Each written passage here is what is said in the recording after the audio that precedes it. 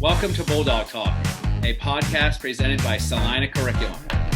Well, Craig, thanks for joining us. Can you tell us a little bit about yourself? Yeah, thanks for having me, Vaughn. My name is Craig Flack. I'm pastor here in Celina. I live here in town with my wife, Becca, and our two kids, Elsie, who's a third grader in Celina Schools, and Lincoln, who will be a kindergartner next year with Celina Schools. And I also happen to serve on our Board of Education right now. Okay. Yeah, you did mention you're on our Board of Education. You're also probably really involved in our school community. Mm-hmm. Can you tell us about some of that? Yeah, I mean, the Board of Education kind of grew out of involvement in the community. So just trying to be a parent that's involved in their kids' education, and to be involved in your kids' education means being involved in the district. So trying to see district needs, and then obviously with my day job, so to speak, right. Trying to serve the community, so some of the school community. So some of the things we've gotten involved in is, we bought some books for kids at a book fair. We've tried to pay off lunch debts before lunches were free. Trying to see where the needs in the school system, where some kids may be in needs, where some teachers may be in needs, where some administrative needs, and then go from there. And then the biggest way I got involved was working on our levy campaign, which actually started in, it might have been 2018, 2019, and talking about this idea of a new school building and stuff. And I was just a dad in the community, a Bulldog dad, just saying, hey, it might be time to do something, so going to some of those community meetings. So you've kind of helped us with some levy stuff. You're becoming an active member of the community.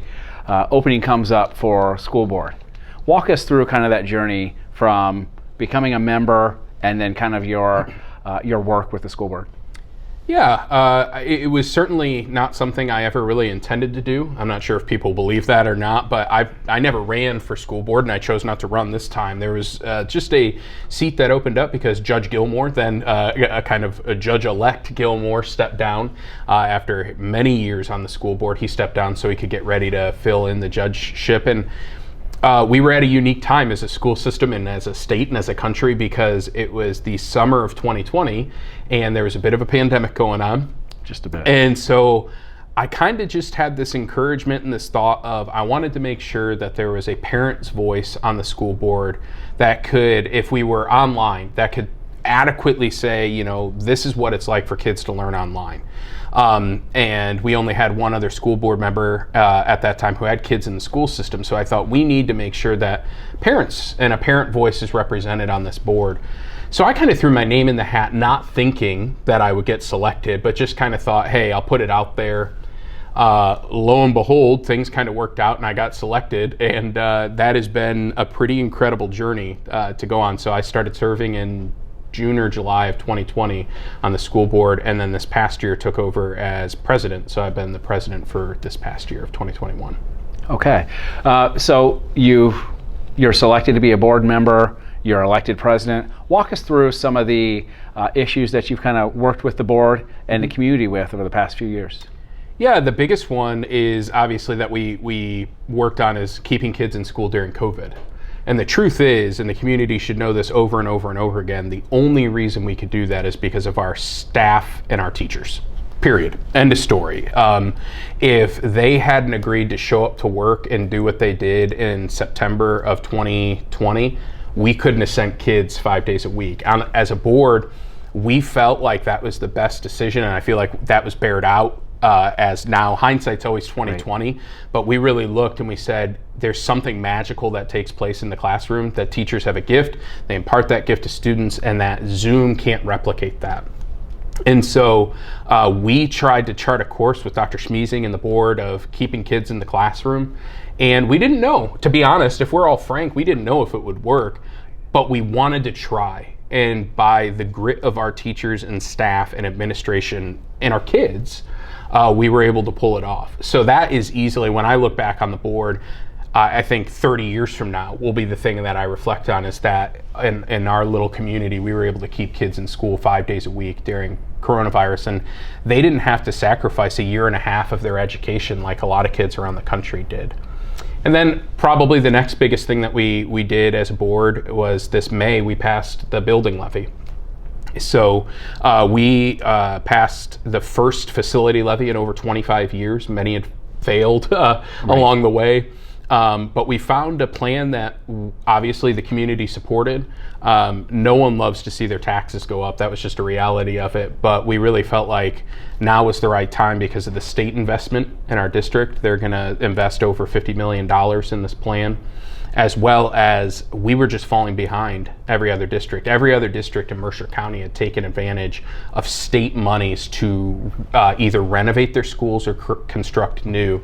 And then you have Celina, where the new building was built in the 90s when I was in middle school. And so it was an opportunity that we put before the voters, and it passed. And so that's the project, I think, along with keeping kids in schools, that'll look back and say, man, what an awesome opportunity. And I really do think it came from keeping in kids in schools during the pandemic. We learned during the pandemic the value of an in-person education. If you didn't think about it before, you suddenly thought about it, because kids just always went to school. That's what we did until they didn't. And so suddenly you had this district that was trying to keep kids in school because the classroom's important, saying, hey, our 50, 60, 70-year-old classrooms are falling apart. It's time to invest. And I think that's why our community came around and said, this is the right plan at the right time. Let's invest in the future. And that's really what's going to be happening over the next several years. Yeah, we do have two huge milestones during your time with the board: our kids staying in school throughout a pandemic, and the passing of our levy to get us some new buildings. So those are two great accomplishments during your time with us. Your time with the board is coming to an end. If there's something you could say to the board or the school community about the work that we have coming towards us or in the near future, what would that be? I think two things. One, we need to always strive for excellence. And I don't think there's anyone in our district who would disagree with that. We need to strive to be excellent as Celina City Schools and say the standard is not what the state of Ohio sets. The standard is not what neighboring communities set. The standard is what we set, and our standard is going to be excellence, whether it's in the classroom, on the football field, on the marching band, in the art program, in the performing arts. We want to try and put forward excellence and give our students an opportunity at excellence. And it's easy to not go there because excellence is difficult. Excellence takes a lot of work, it takes a lot of time, it takes a lot of commitment. But when I look at our young men and women in the school system, I think they're worth it. I think as a parent, that's what the opportunity I want to give my daughter and my son, who are, daughter is in the schools and son will be next year. So I think it's that continued drive for excellence. And then the other thing is, we have an incredible district and we have incredible teachers. And I think, though, sometimes people think things can happen overnight. So just for example, I've been on the board now for 1.5 years. That's been a lot of phone calls from a lot of parents. And if there is times for concern or they have a question or wondering, I think there's times where they assume I call one person and it's like a mom and pop store and everything changes overnight. Right. So sometimes it's just have patience. We have people that care. We have people that are listening, but sometimes it just takes time to get where we need to go.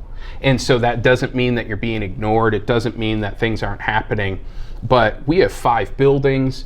We have 1,000+ kids. We have hundreds of staff. We have all these administrators. We have policies. We have the state of Ohio. We have the federal government. I'm preaching to the choir, but it takes time. And so for parents to, as much as they could, when we talked about this in our last board meeting, give us that grace, give us that patience as a district, be involved, let your voice be heard, but also know that nothing gets fixed overnight. And that was a surprise to me because I'm not the most patient person, but I've learned that being on the board, you've got to do things the right way. You can't try and change haphazardly in a district. Right. And I believe it was Vince Lombardi who talked about on the way to finding perfection, you might just find excellence. Mm-hmm. So that's definitely a great message there of us having higher standards, but also making sure that it is a journey. It's not something that's going to happen overnight. Mm-hmm. We got it. In order to do it the right way, we've just got to find a path and work together. Yeah. And the weird thing about school districts is you can't run it like a business because kids are not a product.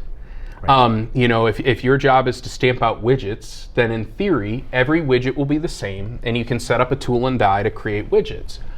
Every kid is different. And so not only is every kid different, every home is different, every background is different, every belief system and ethic is different, and then the world that our seniors grew up in is not the same world that our kindergartners are coming from. So as a district, not only do we have to have, to use this analogy again, a different set of tool and die for every student, but then it has to evolve every single year as culture's evolving. And so, again, that's why we just have to be patient, and it's a journey, because it truly is. We will never arrive as a school district where we say, the end. There'll always be another kid. There'll always be the next class of students coming in, the next group of Bulldogs as we usher another one off. So that's where that patience really comes through, and really trying to enjoy the journey, doing the best we can along the way, learning a lot, making mistakes, and adjusting for the future. Right. So yeah, a lot of great messages for our kids and our school community and parents moving forward. Let's transition here. You recently were the author and published the book, Who is Your Shepherd? Could you talk a little bit about your book? Yeah. So I wrote that from a Christian perspective, and I wrote this book for our people in my church. It's a weird day and age where we've come into a day and age that I had an idea and a thought on my heart, and I don't know anyone at any publishing house or anything like that. But I thought, this is an idea that I couldn't communicate in my normal medium, which is a sermon. It's too long for that. So what if I wrote a book? Well, if I wrote a book, how would I get it out there? Am I going to be making copies in the office? And so I did a lot more study, and I realized that probably over the past 5 to 10 years, self-publishing has become really, really accessible for kind of the, let's call it the average Joe that has a vision, that has a dream, that wants to put something out there to the community. And so last summer, I took some time off here and spent some time writing, and then actually worked with Amazon, which a small company I'm not sure if anyone's heard of, but I worked with them, and they have an amazing self-publishing line. And so I was able to format this work in a certain way that met their criteria and their standards and put it up. And it's just been an amazing opportunity. Again, it doesn't really matter the content of the book, but just really the world that's kind of opened up. And again, it's really about the past 5 to 10 years. This is not something that's existed for a long time. If you had an idea in the 90s and you wanted to publish it just 20 years ago, well, that wasn't an opportunity unless you had a book contract. Right. So tell us how the Amazon piece works. If I'm someone who, or a teacher, wants to publish maybe their students' work, or if I'm a student and maybe I've written a collection of poems, how do I go about getting all of them put together in a nice, professional-looking piece like this? Yeah, so it's actually incredibly simple. Really, Amazon lays it out. They call it Kindle Direct Publishing, but there's other companies that do this as well. Amazon's probably the most cost efficient because they are such a big company, and they made their bones on books. That's how they started. So you basically follow their guidelines as far as layout. You basically set up your Word document accordingly. You export it as a PDF so that it meets their standards. I had a cover design, but you can design a cover according to their standards, and then you just upload it. What you're able to do then is kind of to set your pricing, set all your stuff behind the scenes, and Amazon tells you, hey, it's going to cost us X to print this, and we're going to take X to print this, and then this is what you can then sell it for. So for someone like me, or maybe someone like a teacher that's looking to publish the works of, say, the senior English class or something like that, the creative writing class, or you're looking at someone who wants to, a student who's written all this stuff in middle school and high school and wants to put a collection of their works together, maybe as a graduation gift to their grandparents and parents and aunts and uncles who supported them along the way. They would have that opportunity where they're not worried about making money, so to speak. They're just trying to get their work out there, and again, get it bound, get it printed, get it shipped to your door for a really reasonable cost. So it's something that I heard of because a friend did. And so it's exciting to maybe share with our educators or our young men and women or our administrators that this is a service that they could take part in. And I think Amazon, it just has to be more than 24 pages, but you can do some funny things with formatting and stuff to make it 24 pages. So it's not the hardest thing in the world anymore. And there's certainly a lot of creative opportunities that this kind of thing could be used in a school district. Where could people in our community get a copy of this book? So just one of the other great things is because it's just available on Amazon. So if you type in "Who's Your Shepherd," that should come up. If you type in my name, Craig R. Flack, it should come up. And that's the neat thing. So if a student published their works, they could put it on there. They can create a profile. All of this is free. There's no gimmick. And obviously, I'm not getting a kickback from Amazon. This is just a good product that I've used. But then they could have it available. So say they've got cousin that lives out in California, like I do, who ordered the book right from Amazon, and it was Prime, and so it shipped right to them, and it was a heck of a lot easier than me sending them a copy all across the country, and so it really creates a unique space for that. So it can be found at Amazon, and again, most of us, that's how we like to purchase darn near anything anyways, so it's a pretty convenient spot.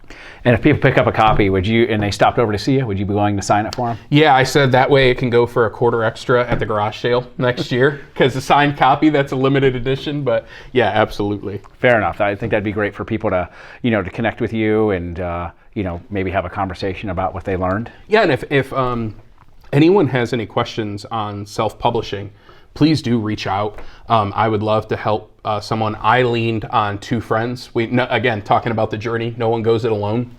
I leaned on two friends who had both self-published before. So I followed their journey and asked them a ton of questions, and they kind of pointed me along the way and did a lot of self-education and self-learning. But it's always easier to pick up the phone or send a text or send an email and say, hey, how did you do this? And so if any teachers or students have any questions, please just reach out, and I would love to share with them, because I do think it's a creative way that wasn't available for people just a couple of years ago. Okay. You mentioned you had a great support team to kind of help you put together this work. Could you share a learning moment with our viewers and talk about maybe something you learned, whether about yourself or putting together a work like this? Yeah, for me, and thinking through the nature of this podcast, I grew up and I had an IEP. I was in remedial reading and language arts classes. I had all my state tests read to me. And so one of the things I struggled with is I don't think we realize as much, maybe as kids, how much you wear that. I still remember having to get up, as the rest of my peers did, normal English, and having to walk to Mr. Marsh's classroom, which back in the 90s was a glorified mop closet, because schools weren't set up to have kind of intervention classes that were unique and designed. One of the main reasons I'm really excited about the new facilities, because our intervention classes are going to be just as quality as the regular classrooms. But I really realized that if you would have asked me to speak in front of 3,000 people, in fact, I did speak at my high school graduation, there was probably that's where I was always gifted. You give me a microphone, I'm good to go. I can talk, I can communicate. If you ask me to write, my grammar and my spelling and my syntax are not always great. In fact, this little book, just 89 pages, and the working with my editor had something like 946 edits in it. And she would say things like, well, that wasn't a sentence, so we've got to complete that, or that wasn't.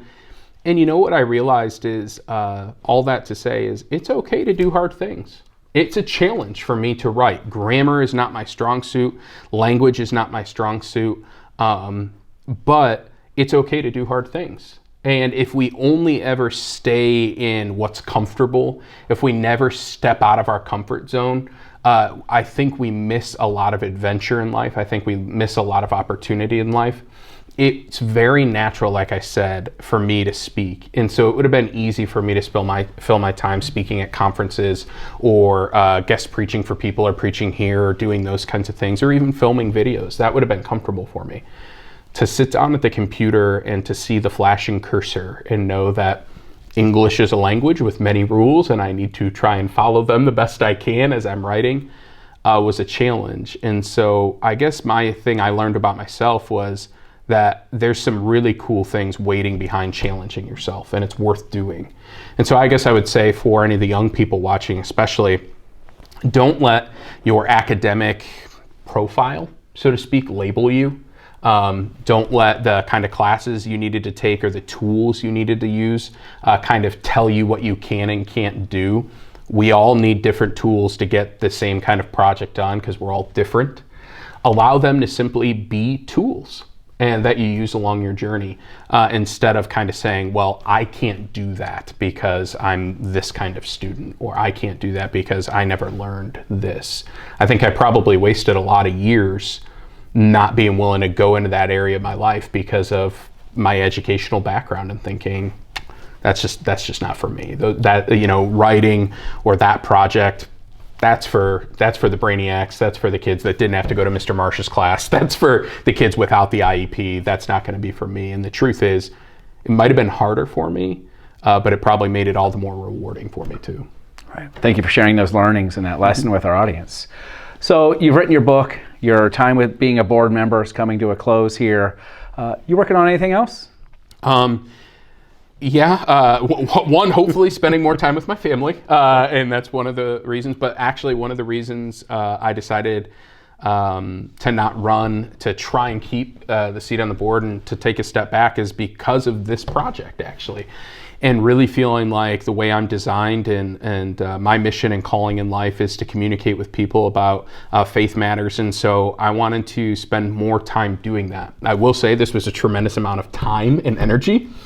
And so I started to look, and one of the things I realized in my job when you do many funerals is you realize time is finite. And so some of the projects I want to work on is another book, as well as creating some curriculum that goes along with that.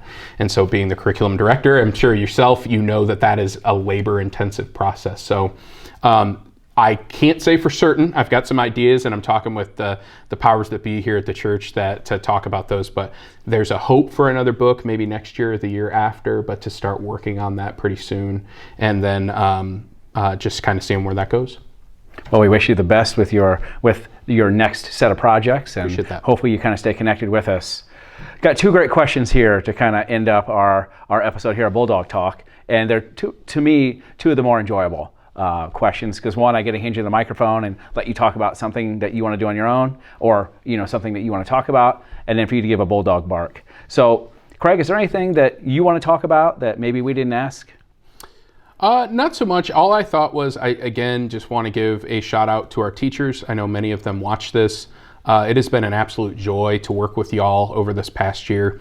I loved working with the teachers as a dad, just as a dad in the classroom and trying to support my daughter's teachers and soon my son. But working on the Board of Education, it gives you a different perspective and a different opportunity. And there's times where it can be difficult. But we have some of the best teachers and staff. I mean, what I've watched them do over the past year and a half from this role, and I know you see every single day, they're just awesome. So again, I would just say thank you, thank you, thank you. We trust our kids with you every single day, and it's trust well earned. The way they give away their life for their students is just an incredible thing. So that's the thing that I think of fondly, is the relationships I've made with a lot of our educators and staff at all the buildings, the administrators, and just how hard they work. I guess I kind of always knew as a dad that teachers worked hard, and but I've never worked in a school. I don't actually have any teachers in my family or that kind of thing. So I just would say thank you to all of you who serve our kids in this district well. You've done an amazing job in very ridiculous circumstances. I hope that we don't ever live through another pandemic. I hope this one, it's not over, and I hope it comes to an end soon. But to see the way they stepped up, it's just been an awesome thing to witness. So I can't say it enough, and I know you feel the same way. They've just done an amazing job. Yeah, we truly had the right people at the right time to do all of this work together. With some of the accomplishments that you and the board members have helped with our school community, we've gone in some instances from together we will to together we did. Mm-hmm. So Craig, I speak on behalf of our community and the wonderful man behind the set there, Mr. Williams, and saying thank you for all of your efforts in working with our community. We appreciate all of your work and efforts. Thank you. Appreciate it.